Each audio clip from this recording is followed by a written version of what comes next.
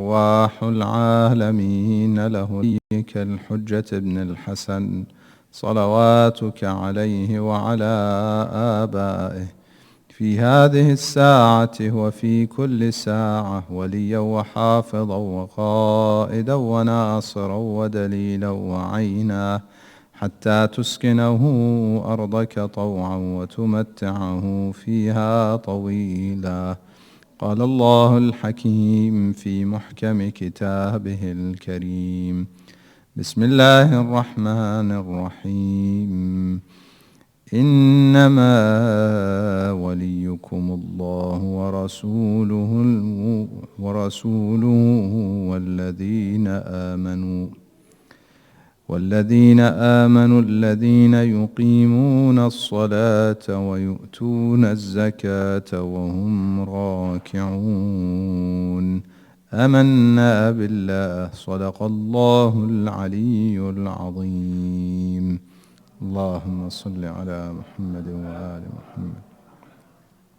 عظم الله أجورنا وأجوركم بمصابنا بالإمام الهادي عليه السلام. Dear mu'mineen and mu'minat, brothers and sisters, assalamu alaikum wa rahmatullahi wa barakatuh. May Allah subhanahu wa ta'ala accept our efforts as we gather to remember Imam al-Hadi alayhi salam. In fact, according to the dua from An-Nahiya, which is from the Imam al-Hujja ajjalallah ta'ala farajahu sharif, the Imam al-Hadi alayhi salam was born in the month of Rajab as well. Although many people do not remember him in the month of Rajab, rather in the month of Dhul Hijjah, on the 10th of or the 12th of Dhul Hijjah, they do remember the birth of the Imam. Nonetheless, the hadith or the dua from Imam al-Hujja ajjalallah ta'ala farajahu sharif, the famous dua that we recite, and in fact it is narrated by Sheikh Abbas al-Qummi in Mafatih al-Jinan: Allahumma inni as'aluka bil mawludayn fi Rajab, Muhammad ibn Ali al-Thani wa ibnihi Ali ibn Muhammad al-Muntajab. In this dua, the Imam teaches us to beseech Allah subhanahu wa ta'ala through the wasila of Imam al-Jawad and Imam al-Hadi alayhim as-salam. Why them, not the rest of the Imams, specifically the ones born in Rajab? Because we also have Imam Amirul Mu'mineen salawatullah wa salamu alayhi, who is born in Rajab. Why specifically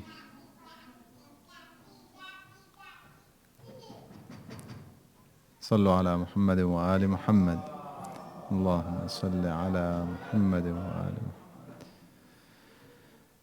Why specifically these Imams? Perhaps there are a few suggestions. One is the fact that they are known to be amongst those who are beseeched, or who is Allah subhanahu wa ta'ala beseeched through them for the bounties, for the generosity of Imam al-Jawad alayhi salam and al-Imam al-Hadi alayhi salam.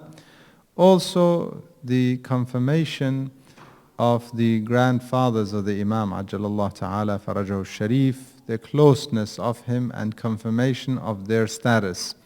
It is obvious the status of Imam Amirul Mu'mineen salawatullah wa salamu alayhi is confirmed, but the Imam is confirming the status and the wasila of Imam al-Hadi and Imam al-Askari alayhim as-salam. Nonetheless, Imam al-Hadi alayhi salam that we are remembering, also one of the Imams who became an Imam of Ahlul Bayt at a very, very young age.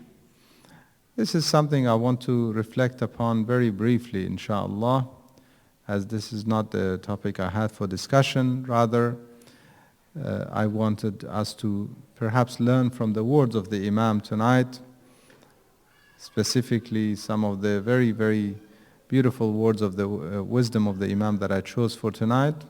However, reflecting on his imamah, as he was a young Imam, he became an Imam at a very young age. at a point that made people question, though they had learned from his father, Imam al-Jawad alayhi salam, that it is possible.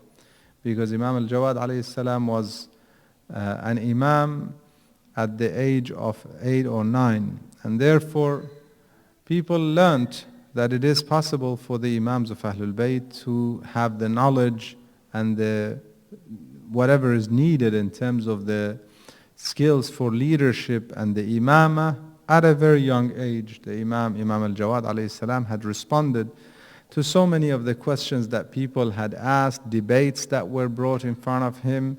And in fact, the very fact that he was an imam at a very young age, he responded to with the ayah that Allah subhanahu wa ta'ala appointed Yahya, Nabiullah Yahya ala nabina wa alihi wa alayhi salam, when he says, وَآتَيْنَاهُ الْحُكْمَ صَبِيًّا. Sabi in Arabic refers to one who is under the age of puberty. Therefore, he had the hukm and the leadership at such a young age. It was not then off for the imam to be an imam and leader at such a young age.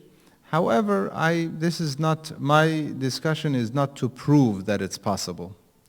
My discussion is, how do they gain the knowledge? Often we talk about ilm al-ladunni, and which we are referring to as a kind of knowledge that is given by Allah subhanahu wa ta'ala. How does that work? And can we have access to that ourselves as individuals, as average people? We are not claiming to be a prophet or an imam, neither can we be a prophet or an imam, because there is no prophet after Rasulullah sallallahu alaihi wasallam. This is confirmed, wa khatam an-nabiyyin, and therefore there are no successors. Every prophet has successors. The imams are successors of the Prophet sallallahu alaihi wasallam. Therefore, nobody can or should claim that they have the level of imama or level of nubuwwah. However, is it possible for anybody to gain access to ilm ladunni, to be taught by Allah subhanahu wa ta'ala, without having a teacher? One of the a'mal that some of you may have performed on the first Thursday night of the month of Rajab, which so many people are nowadays questioning and saying it is not authentic, therefore one should not do it, and so on. And this is not my discussion. Inshallah, those who have questions about that, we can ask. But the simple answer from our maraja is, even if it's not confirmed, one can perform it with the intention of raja'an, that hoping that it is recommended, and you get the thawab of doing those amal. So there's no harm doing it. Rather, inshallah, we will get the thawab if we believe that it could be what the Prophet has said. We are doing it because we heard the Prophet prescribed it. We are not doing it because we think it's something nice. No, we think somebody said it's prescribed by the Prophet, and we are doing it raja'an. No harm doing so. In part of that a'mal, we say 70 times, Allahumma salli ala Muhammadin al-Nabiy al-Ummi wa ala alih. Al-Nabi al-Ummi. One of the characteristics or one of the titles given to Rasulullah sallallahu alayhi wa sallam in the Holy Quran is An-Nabi al-Ummi. What does it mean? Does it mean Ummi as people know it nowadays, that somebody who doesn't read or write is Ummi? Is that what the Prophet is? Is that what God is calling His Prophet? Allah subhanahu wa ta'ala, when it came to Rasulullah, He praised him with so much praise in the Holy Quran that he had reached the highest levels of morality, the highest level of humanity. Is someone who is illiterate considered a praise of someone? Can you praise someone and you say you are illiterate? So either we are not understanding the language of Allah subhanahu wa ta'ala, or there's something wrong in the equation. The answer, my dear brothers and sisters, is that Ummi does not mean illiterate. Although some other groups of Muslims believe that it is, because they take it based on what we know of the language today and what the term means in average language, not in Quranic terminology. Mufassirin of the Quran are Ahlul Bayt. When the Imams of Ahlul Bayt were asked about this very issue, that did Rasulullah sallallahu alaihi wasallam read or write, the Imam asked, what do the others say?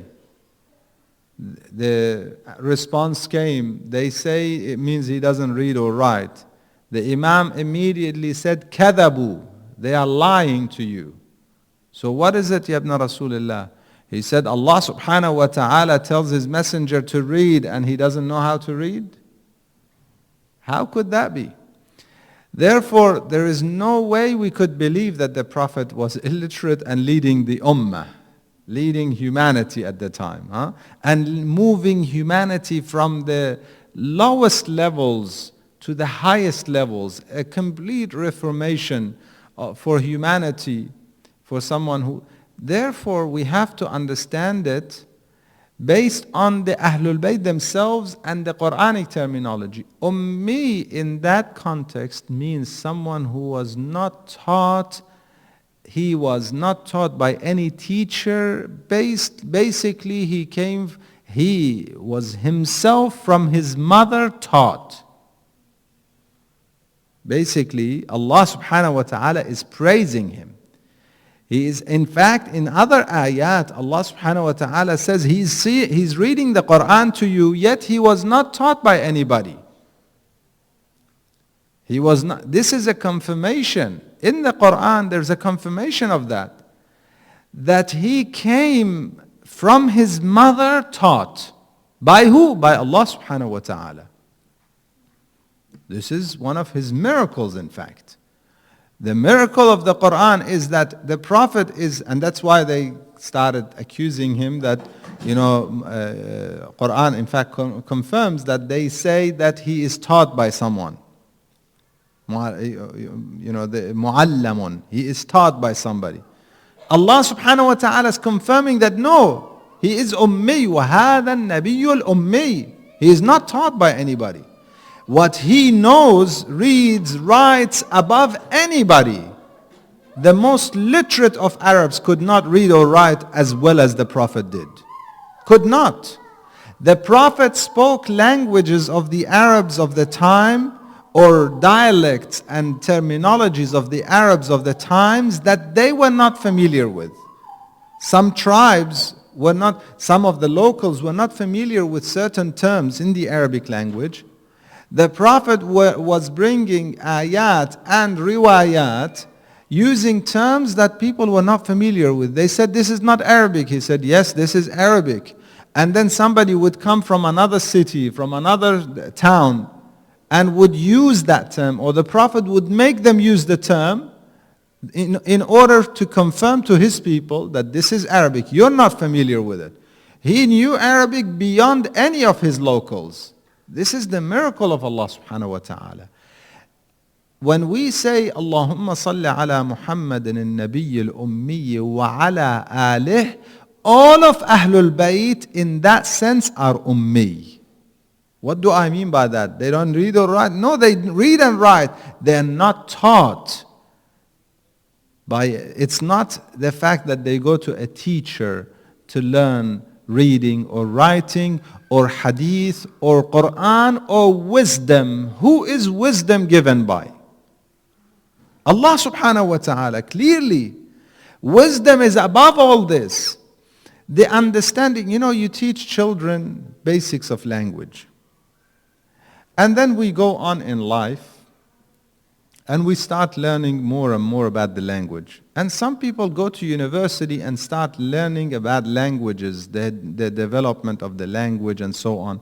And they start developing more and more understanding of how the terms came about and how the words, the etymology of the words and how they evolved and how the language evolves. And they start learning all these things. And then they could go and do postgraduate degrees on the same on a part, not on the entire, subject, on a part of the subject of this language in a very specific area. They go and do a postgraduate research and degree on it. And there's still so much more that they don't have. Above all of that is the wisdom, hikmah, that Allah subhanahu wa ta'ala says, يُؤْتِ الْحِكْمَةَ مَنْ يَشَاءُ. Wisdom, He gives it to those whom He wishes, which is above all of those. It is way above anything that we can learn at universities and in classes. Certain people, without going to so many researches and classes, and out of a sudden they come up with wisdom. In our world, it is possible, and it has happened. Examples are many. In our own world, today's world, contemporary world, we have many examples.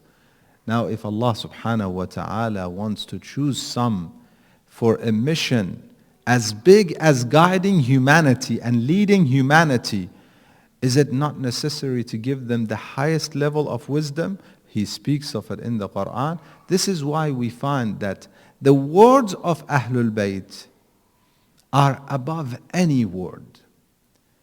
One of our scholars, he conducted a research on great men of the history of this world, humanity, and their words of wisdom. His research was basically a comparison between some of the greatest and Imam Ali alayhi salam. In conclusion, and I don't want to take so much time, I want to share some of the words of the Imam. In conclusion, he says, all of them put together cannot reach to a point of the wisdom of Imam Ali alayhi salam. Is he exaggerating? He puts it in words, in terms of statistics and numbers. How so? He says, how many words of wisdom do we have from Imam Ali alayhi salam? He counts over 3,000.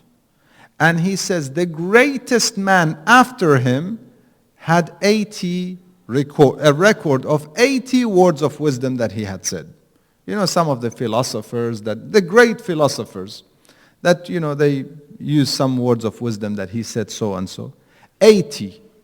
Now, where is 80 to 3,000? That is recorded from Imam Ali alayhi salam, because every word that he says is word of wisdom. Beyond that, he says the 80 that they have, we can debate and nullify some of them, if not most. How so? They have some wisdom and they have some fallacies. They have some nonsense. And proven, again, he goes in his book and he dissects them. And then come to Amirul Mu'mineen salawatullah wa salamu alayhi. Please do not share things that are not confirmed, because nowadays people are sharing on the social media things Imam Ali alayhi salam said and some nonsense. I'm sorry to say that.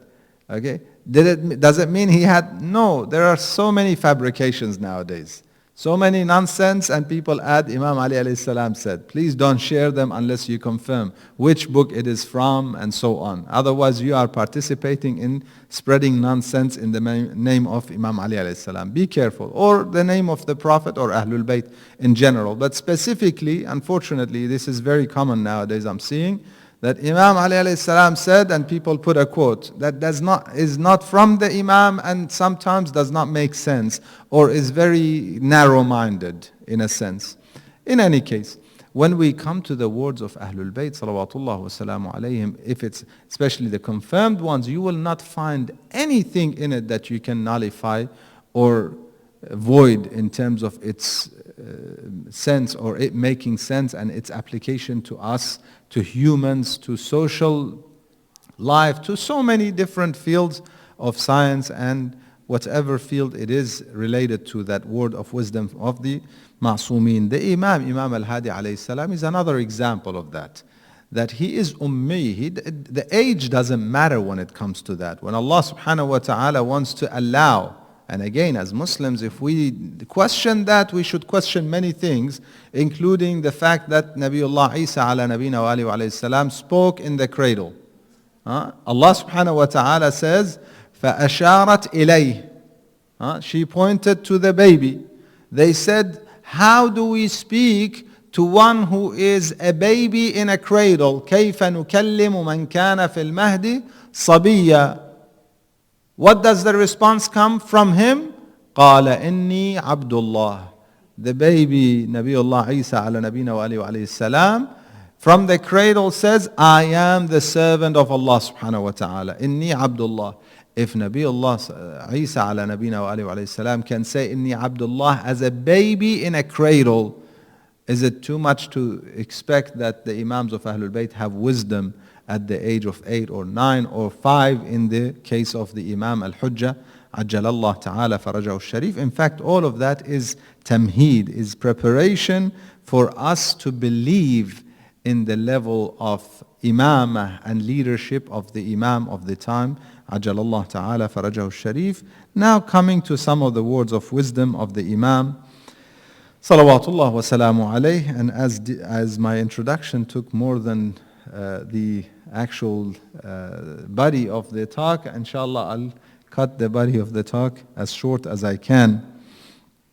In one of the ahadith, the Imam, he says, الدنيا سوق ربح فيها قوم وخسر آخرون. He says this dunya is like a marketplace. Some people win in it, make some profit, and some people make some loss. Now, some people may look at this on a material level, and therefore they will think that the Imam is referring to the marketplace, and therefore they think that it is about people making some profit and loss in the financial market perhaps. The Imam is saying dunya itself, the entire dunya itself, not that in part of our life we make some loss and make some gain. No, dunya is like you went to the marketplace. When you come as a human, as an insan, you come to dunya, think of yourself in a marketplace. That I am in the market for some trade, for some business. When we go and do business, do we do business for the sake of business, or do we do it for the sake of life? Sake of life. You make business, you want to earn good money so that you can have a good lifestyle. Yes? This is what we do, what we go for the marketplace. So the marketplace is not the entire goal of life. When we go to the marketplace, our goal is not the marketplace. Our goal is to make a profit and go back home, take some food for the children, perhaps make a great profit and purchase a house for the children, for the family, whatever it is that we want to improve in our life. Therefore, we go to the marketplace not for it. We go to it for life. Allah subhanahu wa ta'ala says real life is what? Is not here. وَالْآخِرَةُ. It is akhirah. لَهِيَ الْحَيَوَانِ. Hayawan from hayat. The real life is akhirah. Therefore, you come to this dunya, it is a marketplace. Either you make some profit and go to akhirah and enjoy your lifestyle, or God forbid you make a loss and you go and suffer, that you come back empty-handed. And فَأَصْبَحَ يُقَلِّبُ كَفَّيْهِ. Quran describes the situation of one who did not do for his akhirah. Then he looks at his dunya, it's wasted, it's gone. He has not benefited from it in any way, and now it's over, and comes the day. And this is why the day of judgment is also known as Yawmul Hasra, the day of regret. Why so? How so? It's because we go to the marketplace. You buy, let's say you went to the marketplace to buy some products and then sell them and make some profit. If you make some profit, You realize that, well, this product was very good. I could have bought a lot more of it and made a lot more profit. I missed out. Imagine you had the opportunity to buy something. They were saying this is going to increase, in the share market, if you are into that, this is going to increase, it's going to go up, and you go and buy some, and out of a sudden you realize it went way more than what you could have, what you expected, and then you say to yourself, I wish I bought more of that. God forbid, and we're speaking of akhirah here, God forbid if you realize that I wish I could do some of those things that I could earn and I didn't do any, then it is a greater regret. So in any case, there is some level of regret. I won't go to another hadith. It just came to my mind and I want to share this inshallah for the benefit of all mu'mineen and mu'minat. Today, in fact, somebody brought up with me salat. Someone who is still, I don't know if they consider themselves Muslims still, but they don't want to pray. And inshallah, we don't have any of that here in our gatherings. They say, what do I pray for? It's repetition. The same repetition. Doing the same thing again and again. And he says, if you're telling me that if I don't do this, God is going to send me to hellfire, you don't know God. I can pray in any way. I can recite poetry and that's my prayer. I can listen to music and get closer to God, and that's my prayer. And, some sort of... My response is based on this very thing. On the day of judgment, we will realize the value of salat. We will burn in our own fire of regret. Allah subhanahu wa ta'ala did not, and anyone who thinks that God prescribed salat so that if you don't pray He's going to send you to hell, you don't know God. You have no idea who Allah subhanahu wa ta'ala is and what He is. He introduces Himself with mercy. Bismillah ar-Rahman ar-Rahim. Therefore, ultimate mercy is with Allah subhanahu wa ta'ala. He prescribed it for your sake, for my sake, to purify us, to make us better, to make us higher, so that He gives us the maximum that we can receive of His mercy.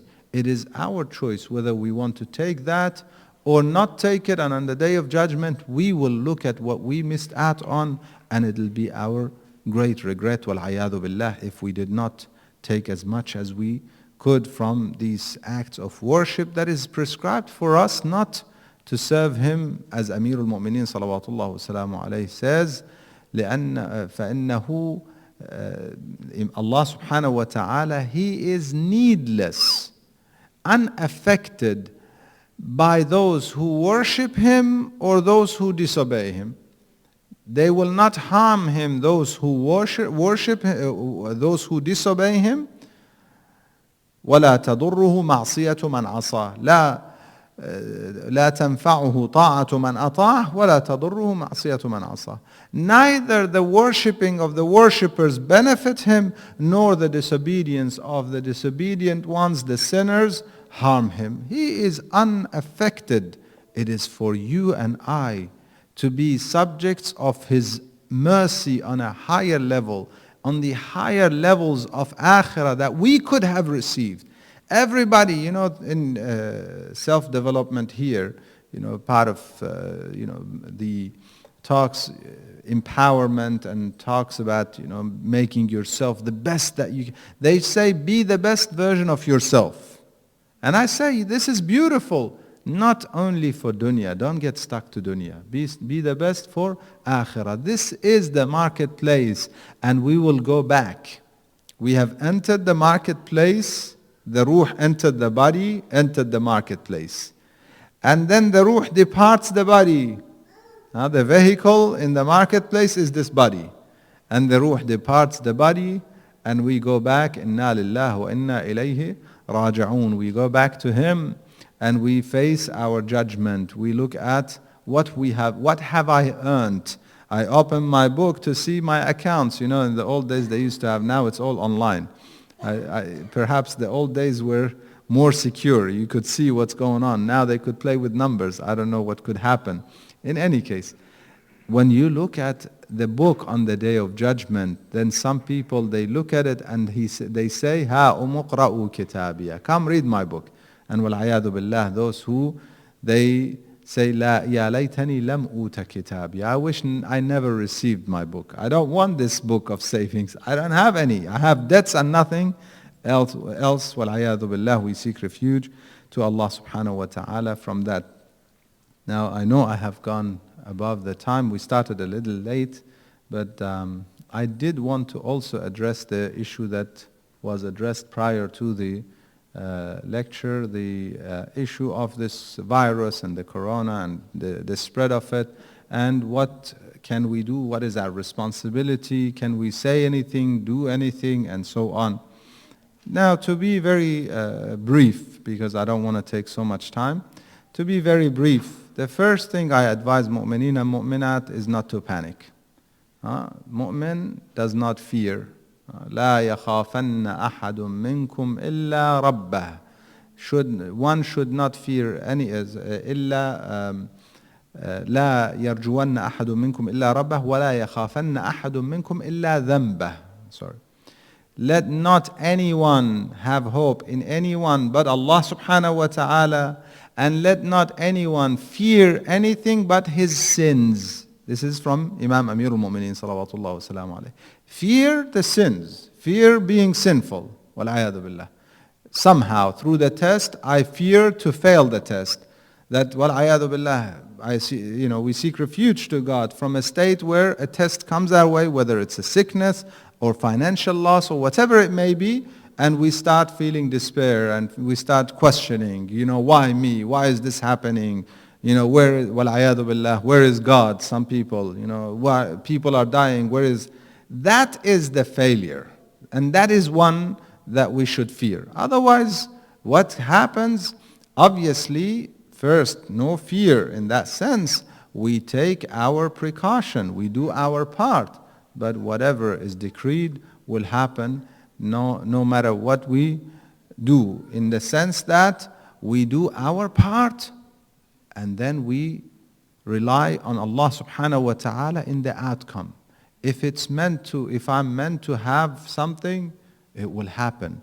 If I'm not meant to have it, it won't happen. If I'm meant to have it and it's going to harm me, people are scaring everyone. This is so scary. So I was discussing it earlier today. It's like the flu, maybe 10 times worse. At worst case scenario, 10 times worse. Okay, flu is bad, 10 times worse is pretty bad. So I'm not saying it's good, but it's not a death sentence, basically. It won't kill you unless you have destined to die on a certain date. This is the bottom line. Nobody will die a day before their death. Okay, their destined time. Okay, we have to take our precaution as Muslims. The number one thing is hygiene and nadafatu min al-iman. We are taught.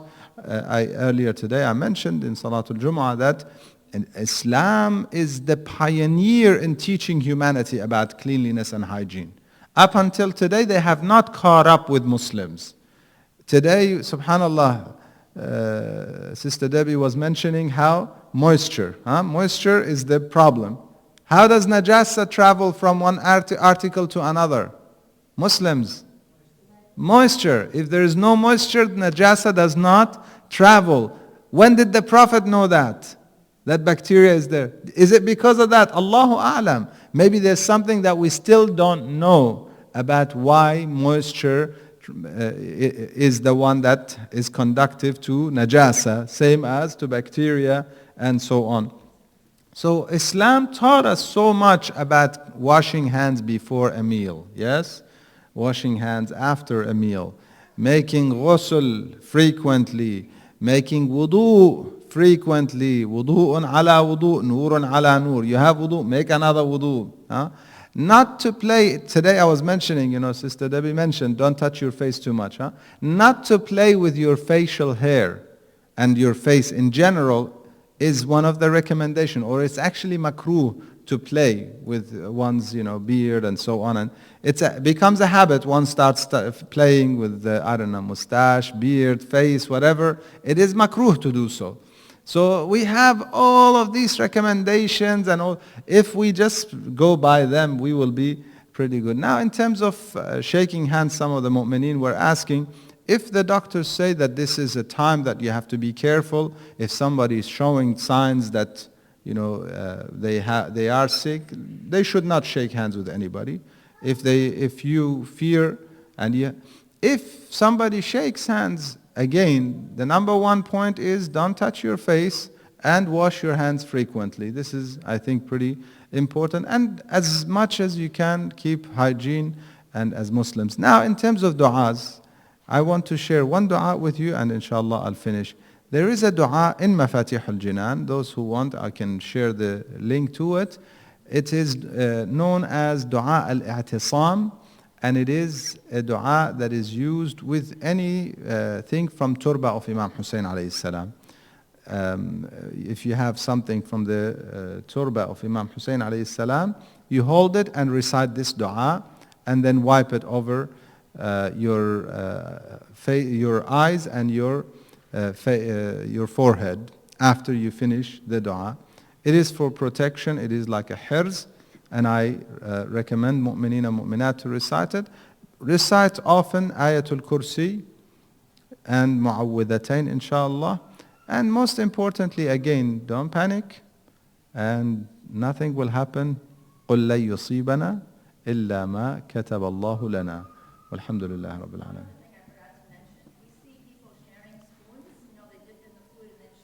Ahsan. That's not good anyway. Yes. For the flu or the virus or mono or whatever.